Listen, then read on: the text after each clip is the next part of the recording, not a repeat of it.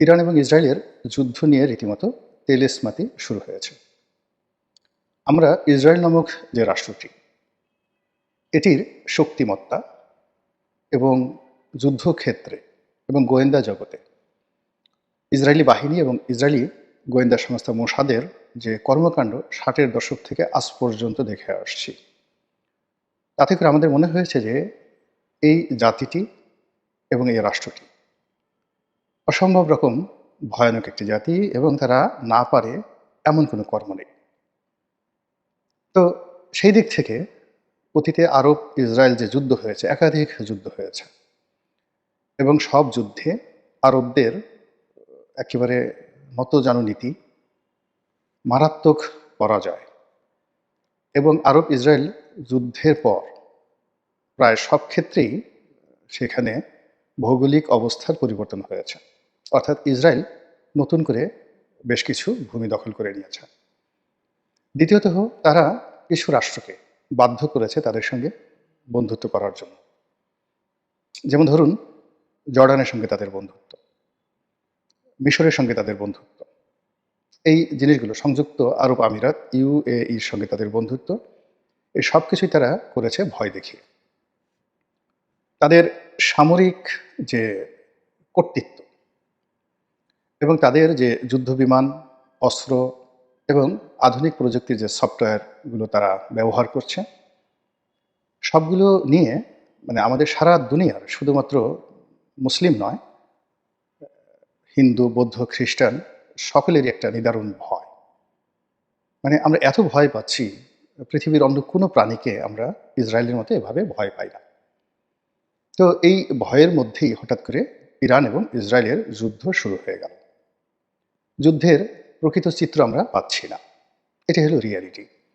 ইসরায়েলের মধ্যে আসলে সত্যিকার অর্থে ইরান কতটা ক্ষয়ক্ষতি ঘটাতে পারছে তার বাস্তব চিত্র আমরা জানি না, এমনকি সম্ভবত ইরানও জানে না।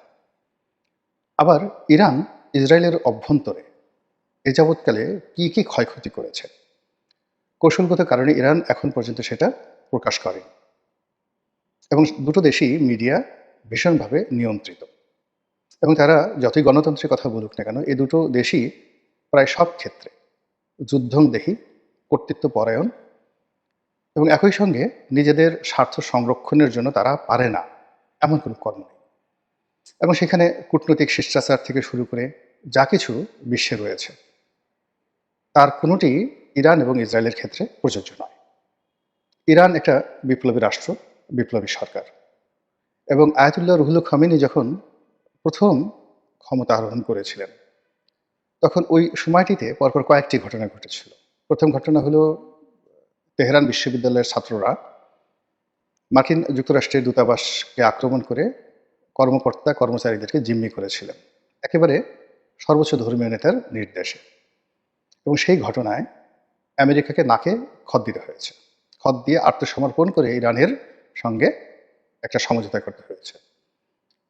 পরবর্তীতে আরও কয়েকটি ঘটনা এবং সেই যে বিখ্যাত ইরান কন্ট্রা কেলেঙ্কারি, সেই কেলেঙ্কারির কারণে মিস্টার জেরাল্ড ফোর্ডের মতো শান্তিপ্রিয় একজন প্রেসিডেন্টকে ক্ষমতা হারাতে হয়েছিল এবং রোনাল্ড রিগানের মতো একজন, যাকে বলা হয় একেবারে যুদ্ধংদেহী, রাগী প্রেসিডেন্ট এসেছিলেন ইরানে, এসেছিলেন আমেরিকাতে। কিন্তু তার সুদীর্ঘ কর্মজীবনে দুইবার তিনি নির্বাচিত হয়েছেন এবং আমেরিকার ইতিহাসে যে কয়জন কিংবদন্তি প্রেসিডেন্ট রয়েছেন তার মধ্যে রোনাল্ড রিগান প্রধানতম। কিন্তু তার সত্ত্বেও তিনি তার কর্মকালীন সময় একটি বারের জন্য ইরানের সঙ্গে কোনো কন্ট্রাডিকশনে তিনি যাননি। তিনি লিবিয়াতে আক্রমণ পরিচালনা করেছেন এবং তিনি সেই যে ফকল্যান্ড যুদ্ধ হয়েছিল, তার বন্ধু মার্গারেট থ্যাচারের সঙ্গে তিনি সেইখানে তিনি অংশগ্রহণ করেছিলেন। আরও অনেক কিছু, সারা পৃথিবীতে যে আমেরিকার প্রভুত্ব, এটা আমেরিকার সৃষ্টি হওয়ার পরে রোনাল্ড রিগানের জমানাতে সবচেয়ে বেশি হয়েছিল এবং তার সময় সবচেয়ে ল্যান্ডমার্ক যে ভিক্টরি, সেটা হলো তিনি সোভিয়েত ইউনিয়নকে ভেঙে চুরে চুরমার করে দিয়েছিলেন এবং মিখাইল গর্বাচেভকে তিনি তার পকেটে পুড়তে সামর্থ্য হয়েছিলেন। এবং বলা হয়ে থাকে যে সিআইএ সেই ছাত্রজীবন থেকে গর্বাচেভকে রিক্রুট করেছিল এবং তাকে প্রমোট করতে করতে একেবারে সেই সোভিয়েত ইউনিয়নের ক্ষমতা সর্বোচ্চ পর্যায়ে পৌঁছে দিয়েছিল। তো যা বলছিলাম যে এই যে এখন যে যুদ্ধ চলছে ইরান এবং ইসরায়েলের মধ্যে, এটার পরিণতি কি? জায়োনিজম বলতে যা বোঝায় বা ইহুদিবাদ বলতে যা বোঝায়, এটির পরস্পর বিরোধী ব্যাখ্যা রয়েছে। আমরা যারা বাংলাদেশে ধর্মকর্ম করি, আমরা ইহুদিদেরকে, বনি ইসরায়েল জাতিদেরকে একটি অভিশপ্ত জাতি মনে করি, কিন্তু খ্রিস্টানরাও তাদেরকে শত্রু মনে করে। কিন্তু ইহুদি যারা রয়েছে তারা নিজেদেরকে পৃথিবীর সর্বশ্রেষ্ঠ জাতি মনে করেন। তারা মনে করেন যে পৃথিবী একটা সময় তারা শাসন করেছে সারা পৃথিবী। তাদের মধ্যে হজরত সুলাইমান আলাইহিসসালাম আছেন, তাদের মধ্যে হজরত ইউসুফ আলাইহিসসালাম আছেন, তাদের মধ্যে যাকে বলে হজরত মুসা আলাইহিসসালাম আছেন, হজরত দাউদ আলাইহিসসালাম আছেন, হজরত সুলাইমান আলাইহিসসালামের কথা তো বললাম। এরকম অসংখ্য নবী, রাসূল, শাসক তাদের মধ্যে আছেন। লক্ষ লক্ষ নবী এবং রাসূল তাদের মধ্যে আছেন, এবং প্রাচীন পৃথিবীতে তারাই অপরাজয় শক্তি হিসেবে পৃথিবী শাসন করেছেন, এবং আগামীতে তারা আবার এই পৃথিবী শাসন করবে, এবং এভাবেই তাদের প্রস্তুতি। যা হোক, এনিওয়ে, এই যে দেখুন পরস্পর একটা কন্ট্রাডিকশন। আমরা মনে করছি এরা বারবার অভিশপ্ত, তাদের মধ্যে বহু জাতিগোষ্ঠী বারবার আল্লাহর গজবের মধ্যে পড়েছে, আমরা এইভাবেই জেনে এসেছি। তো এরকম একটা পরস্পর বিরোধী যে ইতিহাস, সেই ইতিহাসের ধারা পাতে এই 2025 সনে এসে ইরান এবং ইসরায়েল যুদ্ধ লেগে গেল। এখন ইরান এবং ইসরায়েলের যে যুদ্ধ, সেই যুদ্ধের মধ্যে যদি আপনি ভৌগোলিক ইতিহাস ধরেন, তাহলে প্রাচীন দুনিয়াতে, যেটিকে আমরা ওল্ড টেস্টামেন্টের যে কাহিনীগুলো বলি, সেই কাহিনী যদি ধরেন, তাহলে কয়েকটি এলাকা, আজকের যে প্যালেস্টাইন রয়েছে, ফিলিস্তিন রয়েছে, ইসরায়েল রয়েছে, এর সঙ্গে পশ্চিম তীর, জর্ডান, তারপরে সিরিয়ার সামান্য কিছু অংশ, এই অংশে মূলত তাদের রাজত্ব ছিল। কিন্তু এই রাজত্ব বারবার, মানে ইসরায়েলের রাজত্ব, ইহুদিবাদের রাজত্ব, জায়োনিজমের রাজত্ব, তারা যা কিছুই বলুক না কেন, এটা কখনো ইরাকে পৌঁছতে পারেনি, ব্যাবিলনে পৌঁছতে পারেনি, সিরিয়ার দামেস্ক পর্যন্ত কোনোদিন তারা যেতে পারেনি, তারা লেবাননে যেতে পারেনি, ইয়ামেন তো দূরের কথা, তারা আরব ভূখণ্ডের অন্যান্য এলাকায় যেতে পারেনি, আর ইরান তো প্রশ্নই আসে না। বরং ব্যাবিলনের রাজা নেবুকাডনেজার, তার জমানাতে পুরো সেই যে ফিলিস্তিন, ইহুদি রাষ্ট্র তছনছ করে দেওয়া হয়েছে, ধ্বংস করে দেওয়া হয়েছে, একটা অস্তিত্ব ছিল না। হিটলার যেভাবে নিধন করেছে, ওই একইভাবে নেবুকাডনেজার তিনি সেই কাজটি করেছেন, যার যে ঝুলন্ত বাগান, ব্যাবিলনের ঝুলন্ত বাগান। আবার ইরাকের যে মেসোপটেমিয় সভ্যতা, সেই সভ্যতা বারবার পরাজিত হয়েছে ইরানের কাছে, এবং সেটা মানে শুরু হয়েছিল সাইরাস দ্য গ্রেটের জমানাতে, তারপর দারায়ুস দ্য গ্রেট, তারপর জার্কশেস, জার্কশেস মানে দারায়ুসের ছেলে, এবং ক্যাম্বিশেস মানে সাইরাসের ছেলে। তো সেই জমানা থেকে, এবং এটা ছিল আলেকজান্ডারের আবির্ভাবে প্রায় 250 বছর আগে, কন্টিনিউয়াসলি ইরান সেই তার যে ভূখণ্ড পার হয়ে ব্যাবিলনীয় সভ্যতা, ব্যাবিলনীয় সভ্যতা তারা অধিকার করেছে, এবং সেখান থেকে ফিলিস্তিন, ফিলিস্তিন থেকে সিরিয়া, সিরিয়া থেকে গোলান হাইটস হয়ে তারা চলে এসেছে লেবাননে, লেবানন থেকে তারা গেছে ইয়ামেনে, এবং ইয়ামেন থেকেই এই ইরানিয়ান ডাইনেস্টি পুরো আরব পেনিনসুলা তারা শাসন করেছে। মক্কা, মদিনা, হেজাজ, এই সমস্ত এলাকাকে তারা কোনো গুরুত্বের মধ্যেই ধরেনি। তারা মূলত আবিসিনিয়াকে, তাদের যে আরব পেনিনসুলার এই জায়গার যে হেডকোয়ার্টার, আঞ্চলিক হেডকোয়ার্টার, এটাকে তারা আবিসিনিয়াকে তারা করেছিল, মানে আজকের ইথিওপিয়াকে। সেই ইথিওপিয়া থেকে তারা তাদের যে সাব, যাকে বলা হয় ডিস্ট্রিক্ট, তাদের মানে বিজনেস হাব, বা যাকে বলা হয় administrative hub for Arabian country, সেটা ছিল আবিসিনিয়া, ইথিওপিয়া। আরবের কোনো রাষ্ট্রকে তখন তারা মনে করেনি যেখানে একটা হাব থাকার দরকার হতে পারে, এবং সেখান থেকে তারা তাদের সেই ডিস্ট্রিক্টকে সেকেন্ড ফেজে এনে তারা তাদের যে হেডকোয়ার্টার, সেটা করেছিল ইয়ামেনের রাজধানী সানাতে। অর্থাৎ ইয়ামেন থেকে তারা শাসন করত পুরো আরব অঞ্চল, এবং ইয়ামেনের যারা শাসক ছিলেন তারা জীবনে কোনো দিন রিয়াদ, মক্কা, মদিনা, কুয়েত, বা এই যে এখনকার দুবাই, এই সমস্ত এলাকায় আসতেন না, এবং তাদের প্রভাব এত বেশি ছিল যে ইয়ামেনের শাসক, মানে ইরানের শাসক যদি ধরেন আপনি নওশেরওয়া। আল্লাহ রাসূল যখন যাকে বলা হয় নওশেরওয়া, আল্লাহ রাসূল যখন জন্মগ্রহণ করেন তখন সেখানে শাসক ছিলেন নওশেরওয়া। তো নওশেরওয়ার গভর্নর ছিলেন নাজ্জাশী, ইথিওপিয়ার রাজা ছিলেন নাজ্জাশী। তো নাজ্জাশীর শাসক ছিলেন মানে গভর্নর ছিলেন ইয়ামেনের বাজান, বয়াকার বা জয়াকার জান না বাজান। তো আপনি চিন্তা করুন যে পারস্যের সম্রাট তো দূরের কথা, ইয়ামেনের যে শাসক ছিলেন বাজান, তিনি মক্কা মদিনার কোনো বেদুইন সর্দারকে যদি গ্রেপ্তার করতে চাইতেন, তাহলে একটা ফরমান দিয়ে একজন বা দুইজন যদি সৈন্যকে তিনি পাঠাতেন। আরব উপদ্বীপের লোকরা এতটা ভীত সন্তুষ্ট ছিল যে তারা ভয়ে সেখানে গিয়ে তারা উপস্থিত হয়ে যেত, মানে ওখানে যুদ্ধ করা তো দূরের কথা। এইরকম ছিল ইরানিয়ান ডাইনেস্টির যাকে বলে প্রভাব। এবং সেই প্রভাবটি তারা ভূমধ্যসাগর পাড়ি দিয়ে গ্রিসে, তখন প্রাচীন বিশ্বে গ্রিস ছিল নাম্বার ওয়ান সুপার পাওয়ার। ইউরোপে, আমেরিকা তখন আবিষ্কৃত হয়নি, অস্ট্রেলিয়া হয়নি, পুরো গ্রিস। এবং যেটা গ্রিস আমরা এখন বলি সেটা থেকে তখন ছিল গ্রিক। আরও স্পষ্ট করে বলে গ্রিকের সাথে যুক্ত হয়েছিল মিডিয়া ডাইনেস্টি, লিডিয়া। লিডিয়া মানে আজকের যে তুরস্ক। তো আজকের যে তুরস্কর সাথে গ্রিস, এথেন্স, এবং এথেন্স তখনও শুরু হয়নি, তখন স্পার্টার যুগ, ছোট ছোট নগরাষ্ট্র। তো সেই যুগ থেকে শুরু করে যাকে বলা হয় সেখান থেকে ইটালি মানে রোম, এই অঞ্চলটা পর্যন্ত পুরোটা ছিল ইরানের কর্তৃত্বে সায়রাশ জামানাতে, দারায়ুশ জামানাতে। এরপরে ইটালি থেকে পার হতে হলে বা ইটালির সীমান্ত পার হতে হলে আলপস পর্বতমালা লাগে। এরপরে ফ্রান্সের পরে এরপরে ধরেন ইংল্যান্ড, জার্মানি, অন্যান্য ইউরোপীয় দেশ। তো এটা তখনও পর্যন্ত তারা ওদিকে প্রয়োজন মনে করেনি। মুসলমানরা যখন সেই তারেক বিন জিয়াদের জমানাতে যখন স্পেন আবিষ্কার করল, তখন ফ্রান্সের একটা বিরাট অংশ তারা দখল করে রেখেছিল মুসলমানরা। কিন্তু উল্টো দিকে কিন্তু আবার এই দুইয়ের মধ্যে পর্বতমালা, এটা বিরাট ভৌগোলিক। মানে এই যে একটা লম্বা কাহিনী বললাম যে গত 5,000 বছরের যে ভৌগোলিক ইতিহাস, সেই ইতিহাসে যদি ইউরোপ ধরেন, আমেরিকা ধরেন, তারপরে ইংল্যান্ড ধরেন, ফ্রান্স ধরেন, তারা সবাই এক একটা করে ডাইনেস্টি প্রতিষ্ঠা করেছিল। এবং ইউরোপে সবচেয়ে বেশি সময় যারা রাজত্ব করেছে এবং সবচেয়ে বড় রাজত্ব যারা করেছে তারা কিন্তু ইংল্যান্ড না, সেটা হল অস্ট্রো হাঙ্গেরিয়ান একটা ডাইনেস্টি ছিল, যেটা প্রথম মহাযুদ্ধে সেটা শেষ হয়ে যায়।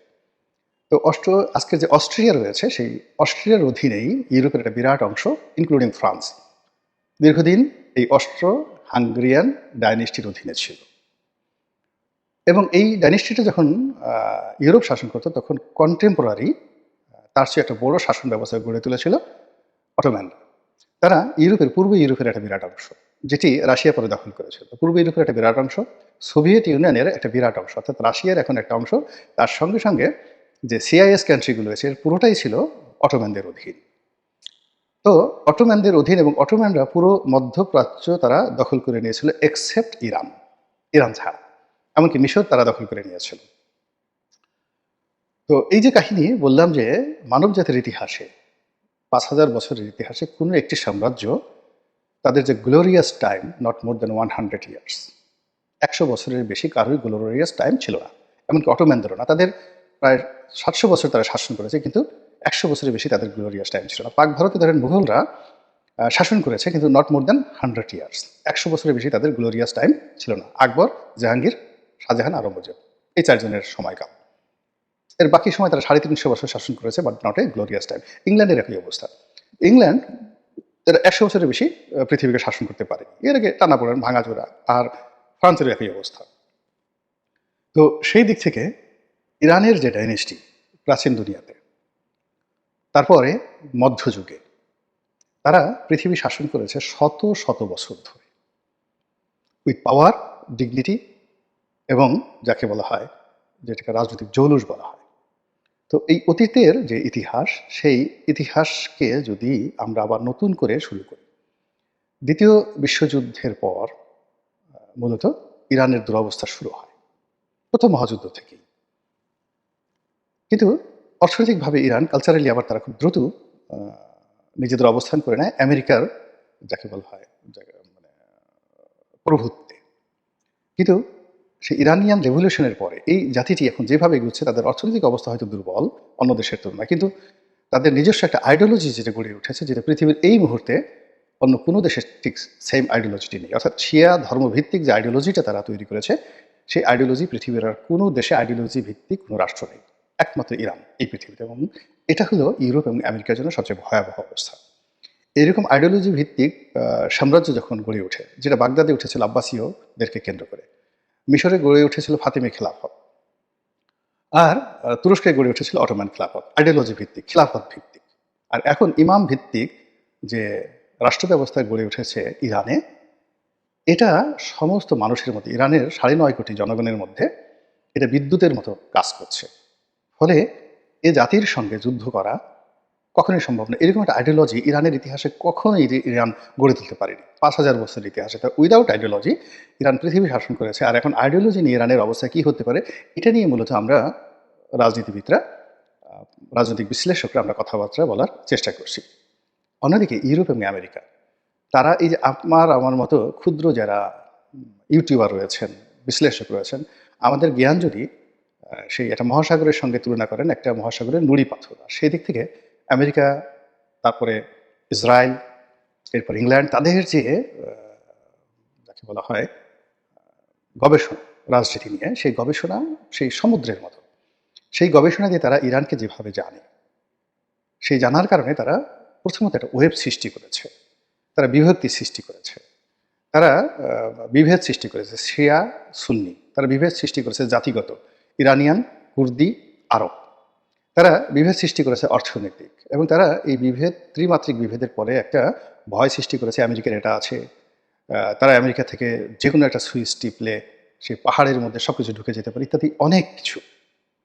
কিন্তু ইরান যেটা করেছে সেটা হলো তারা কতগুলো যুদ্ধ, আমেরিকার যে যুদ্ধ কাছাকাছি তারা দেখেছে, যেমন ইয়ামেনে আমেরিকার পরাজয়, সিরিয়াতে আমেরিকার পরাজয়, তারপর তারা দেখেছে লিবিয়াতে আমেরিকার পরাজয়, এবং তারা খুব ক্লোজলি দুইবার আমেরিকার পরাজয় এবং বিজয় দেখেছে। রাশিয়ারও পরাজয় বিজয় দেখেছে আফগানিস্তানে, যেহেতু তাদের সীমান্ত হওয়ার কারণে খুব ক্লোজলি, ঘনিষ্ঠভাবে তারা দেখেছে এবং এই ঘটনার সাথে তারা জড়িত। ফলে আমেরিকা কতটুকু লাভ দিতে পারে, তার কতটুকু ক্ষমতা রয়েছে, এটা একেবারে মুখস্থ বলে দিতে পারে ইরান।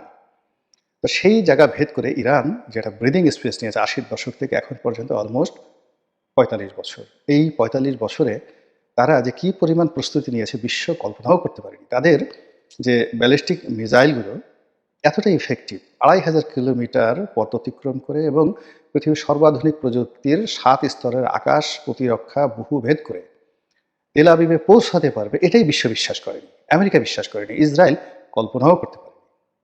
আর ইসরায়েল যে কাজটি করতে পেরেছে বা পারে, এটা আমেরিকান লোকজন জানতো, বিশ্ব জানতো, এবং তারা জানতো যে ইসরায়েলের হাতে যে ক্ষমতা রয়েছে পুরো ইরানকে ধ্বংস করতে তাদের 5 মিনিট সময় লাগবে। কিন্তু যুদ্ধের 10 দিন পরে, যখন কোনো অবস্থাতেই ইরানের নৈতিক মনোবল দুর্বল করা যাচ্ছে না, আর ইসরায়েলের যে ক্ষয়ক্ষতি গাণিতিক হারে বেড়ে যাচ্ছে, জ্যামিতিক হারে বেড়ে যাচ্ছে, এবং যে ঘটনা ইসরায়েলের অভ্যন্তরে ঘটছে এবং যেভাবে হাইফা বন্দর, তেল আবিব বিমানবন্দর ধ্বংস হচ্ছে, একটার পর একটা মিসাইল আঘাত করছে এবং ক্রমশই আক্রমণ বেড়ে যাচ্ছে, আর এতে করে ইউরোপ এবং আমেরিকার টনক নড়েছে।